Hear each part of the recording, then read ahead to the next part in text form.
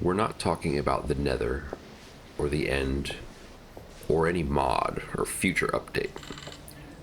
We're talking about something else. Let's start with two examples so you can see what I mean. First, think of the first time you really got into Minecraft. Discovering the game for yourself, perhaps playing with friends, or maybe even just watching someone else play.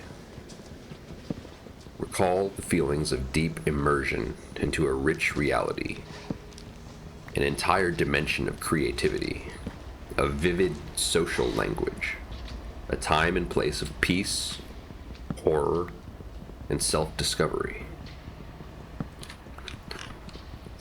For so many people who have been captivated by Minecraft, who have played it for so long in so many different ways, this is why, these things. Maybe you would articulate it differently. Second example. Think about the 150th time you played. Loading into a new world, rushing your way to netherite gear, making magnificent plans for a huge base, before quickly burning out, looking around at a cold and lifeless world and feeling like you couldn't be further from the Minecraft you remember. Is this familiar? You cannot really see Herobrine's dimension, but it is there in your worlds. There is no predestined path for you to follow in Minecraft. There are challenges and possibilities all around you everywhere you go. Some are obvious. Many more require discernment, discovery, and an open mind. Our relationship to the world is defined by our state of mind, our soul, and the conditioning we have been given over the course of our entire life. In order to carry out a creative vision, to truly thrive in Minecraft, we must take steps in the proper order. We must be disciplined. We must maintain a connection to the good while doing the simple. The player who is struck by Herobrine's arrow loses their connection to the good, their inspiration. They continue to play, but under a trance, coldly, mechanically, like a computer or a zombie. The world begins to feel empty to them, because they become lost in the matrix of tasks, with little to no connection to a higher inspiration within themselves. We have all been struck by Herobrine's arrow, and we will be struck again. There is no avoiding it. The best that we can do is to work very hard to recognize when we have been struck so that we can allow ourselves to heal. You see, most of us do not know we have been struck until far too late. Most players think that Herobrine is just an abandoned bit of lore from the Notch days, an amusing idea. And so, when they fall into his trance, they are completely powerless. They become his willing servant, and their gameplay becomes tedious, directionless, meaningless, and even painful. Here are some examples of behaviors of players who have been struck by Herobrine's arrows. You might recognize a few of them. Scouring the world endlessly for structures to loot, one after another. Gearing up and max enchanting as quickly and efficiently as possible, only to lose interest in the game shortly after. Farming resources for no particular reason, only to hoard as many items as possible. Setting arbitrary, meaningless goals, like building a diamond beacon. Building structures from blueprints that other people have made. Focusing only on outcomes, achieving them mechanically, joylessly, like a zombie. Insisting on efficient AFK farms, even if that means using someone else's design that you don't even understand. trying to find shortcuts to completing projects. In other words, trying to avoid Minecraft gameplay. Digging a giant hole for no purpose at all, like mining an entire chunk and hoping to find the purpose at the bottom of it. Playing PvP games on autopilot over and over. Wandering endlessly around the world. Playing a new version of Minecraft, only to see the new features. I want to be very clear again, I'm not just describing things that other people do. I have done every single one of these things, most of them many times over. In each scenario I just described, the actions in and of themselves are not bad or wrong. It is the state of mind in which they are carried out that leads us, eventually, to the feeling of playing in a dead world. When this happens, you either quit playing, or you become trapped in a cycle, a meaningless addiction. That is what Herobrine wants for you. It is called the bow of seeking because it draws us into a pattern of compulsive seeking behavior. We are focused on outcomes, on creating or finding something that will return us back to the deep meaning that drew us to Minecraft in the first place. But the seeking mind only takes us further away, and we can feel it if only we know the feeling to look for. If you want to truly find your way back, out of Herobrine's influence, you must begin by being aware of the compulsive seeking that draws you in. You must learn to notice when and how it arises in you. This awareness of our own minds is our greatest defense against Herobrine, but it must be cultivated.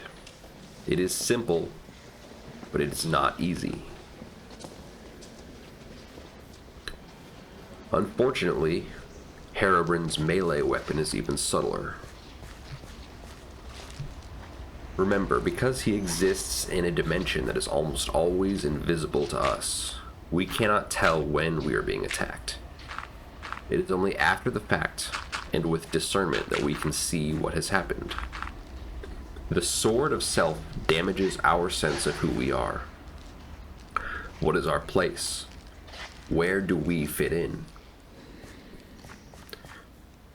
Once the attack happens, the player feels, at a very deep level, an insecurity, an injury. Most likely, we do not notice the feeling for what it is, because the depth and subtlety of the wound, but we feel a need to heal it nonetheless. This can manifest in many ways, but all of them are, on a deeper level, attempts to reconstitute who we are, our sense of self. It is ultimately a need to prove something. Now, in reality, the wounded sense of self cannot be healed this way, ever. In fact, by attempting to prove ourselves, we actually prevent the healing that needs to occur. If you are an athlete and you injure your knee, it must heal. One way to know that it has healed is if you can jump as high or higher than before the injury. But this does not mean that you heal your knee by jumping. That would be foolish. It would only make the injury worse. When we are struck by the sword of self, we can detect, if we examine ourselves closely, that we are always trying to prove something to others and to ourselves, often in very subtle ways. By building great structures, by being the best at something, by attaining self-sufficiency. And Minecraft is great for this one. It allows you to fulfill your illusions of self-sufficiency. You can do and become everything. Get OP gear, build farms for everything you could possibly want. And what are you left with when it is all finished? by beating the game, by being right, by getting views, by having status. But none of these things can heal the wound left by Herobrine's sword. Any accomplishment will leave you with the need for more. And the problem is not the accomplishments. If you create something great, that is great. Participating in the creation and unfoldment of great things is exactly what we are here to do.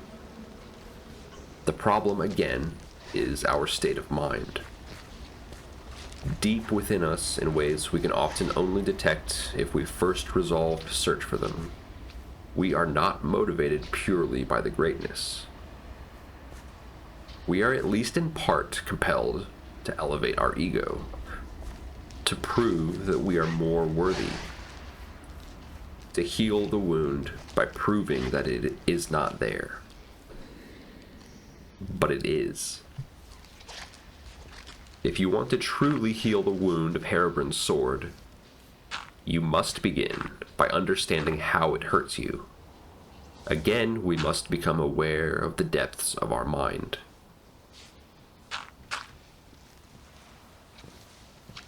The depth of reality that we can experience within Minecraft is its greatest gift. Again, reflect on those experiences of the game that you have had that compel you so powerfully back to it after all these years. For some people, Minecraft grants access to aspects of reality that the real world has closed off to us. Not just impressive constructions, but true beauty. Not just relationship, but community. This is the power of Minecraft. But there is a dark side as well. We can become lost or even trapped. Minecraft can destroy us. The game imbues us with an expanded sense of agency, the very same sense that our contemporary world diminishes. The virtual voxel ecology is a cartoony reminder of the primordial home we once inhabited. Just as the expanded sense of agency that Minecraft gives us is not real, it is a virtual game in the beginning and the end, so too the diminishment of our real-world sense of agency is illusory. This is the most important thing I will say to you, and it is not easy to hear. No matter how bleak our reality seems, we cannot escape it through Minecraft. Minecraft is an illusion that activates our very real sense of agency and will. The fact that our sense of agency and will is so atrophied, so weak that we need a block game to activate it, is itself a result of illusions. We could talk for many hours about the madness and illusion of our modern world, and we have in other videos, and maybe we will again. But whether we like it or not, that madness, that darkness is within us. We cannot hide from it. We are a part of the world whether we like it or not.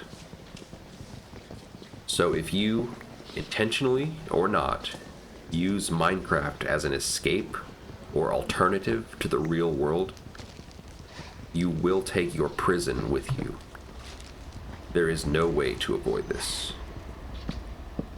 Using a good thing as an escape creates a habit and eventually an addiction. We can use Minecraft to become better, more aware, stronger people, if that is our intention, and if we are careful to follow it.